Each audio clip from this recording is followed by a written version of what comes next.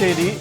சென்னை மாநகர் மற்றும் புறநகர் பகுதிகளில் பெய்த மழை காரணமாக சாலைகளில் மழைநீர் தேங்கியிருக்கிறது. இதனால் வாகன ஓட்டிகள் சிரமம் அடைந்து வருகின்றனர். அண்மை செய்தியாக பார்த்து வருகிறோம். சிறு மழைக்கே சாலையில் மழைநீர் குளம் போல தேங்கியிருக்கிறது. தியாகராய நகர், பனங்கல் பார்க் பகுதிகளில் சிறு மழைக்கே சாலையில் மழைநீர் குளம் போல தேங்கியிருப்பதால் அந்த பகுதியாக செல்லக்கூடிய வாகன ஓட்டிகள் கடும் இன்னல்களை சந்தித்து வருகின்றனர். கூடுதல் விவரங்களோடு இணைகிறார் எமது செய்தியாளர் ஜெயிலானி. வணக்கம் ஜெயிலானி. தற்போது பெய்த சிறு மழைக்கே தியாகராய நகர் பகுதிகளில் உள்ள சாலைகளில் மழைநீர் குளம் போல தேங்கி நிற்கிறது.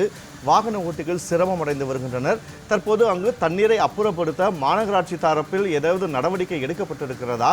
மழைநீர் தேங்குவதற்கான காரணம் என்ன? அந்த பகுதியில் விவரங்களை பதிவு செய்கிறேன். வணக்கம் வினோத். சென்னையில் இன்று காலை முதலாக இதமான சூழ்நிலை வந்தாலும் கூட கடந்த சில மணி நேரமாக லேசான மழை என்பது கொட்டி தீர்த்தது. ஆனால் சென்னையில் 4000 கோடி ரூபாய் செலவில் மழைநீர் வடிகால் பணிகள் முழுவதுமாக முடிக்கப்பட்டிருக்கிறது. குறிப்பாக 90% அளவிற்காக இந்த மழைநீர் வடிகால் பணிகள் நிறைவேற்றப்பட்டிருக்கிறது. 25 சென்டிமீட்டர் அளவிற்காக மழை பெய்தாலும் கூட சென்னையில் எங்கும் மழைநீர் தேங்காது என்பதாக மாநகராட்சி நிர்வாகம் தொடர்ந்து தெரிவித்து வருகிறது.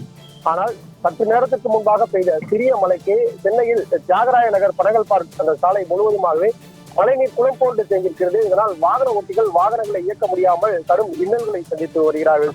குறிப்பாக பனங்கல் பார்க் என்பது மிகவும் முக்கியத்துவம் வாய்ந்த பகுதியாக பார்க்கப்பட்டிருக்கிறது. இது போன்று சிறிய மழைக்கு அங்கு தண்ணீர் தேங்கிக் கொள்வது பொதுமக்களுக்கு கடும் சிரமமாக இருப்பதாகவும் அப்பகுதியில் வசிக்கக்கூடிய மக்களுக்கு துயரத்தை ஏற்படுத்தும் வகையிலாக இருப்பதாக வேதனை தெரிவிக்கிறார்கள். ஒவ்வொரு பெருமழை காலங்களிலும் இது போன்று சிறிய மழைகள் பெய்யும் போது சாலைகளில் மழைநீர் தேங்கிக் கொள்வதாகவும் இது தொடர்பாக புகார் அளித்தும் எந்த ஒரு நடவடிக்கை எடுப்பதில்லை என்பதாக குற்றம் சாட்டுகிறார்கள். மேலும் இந்த பகுதியில் 2ஆம் கட்ட மெட்ரோ பணிகள் என்பது நடைபெற்று வருகிறது. இதன் காரணமாகவும் அதிகப்படியான மழைநீர் தேங்கிக் கொள்வதாகவும் அப்பகுதி மக்கள் குற்றச்சாட்டினை முன்வைத்திருக்கிறார்கள்.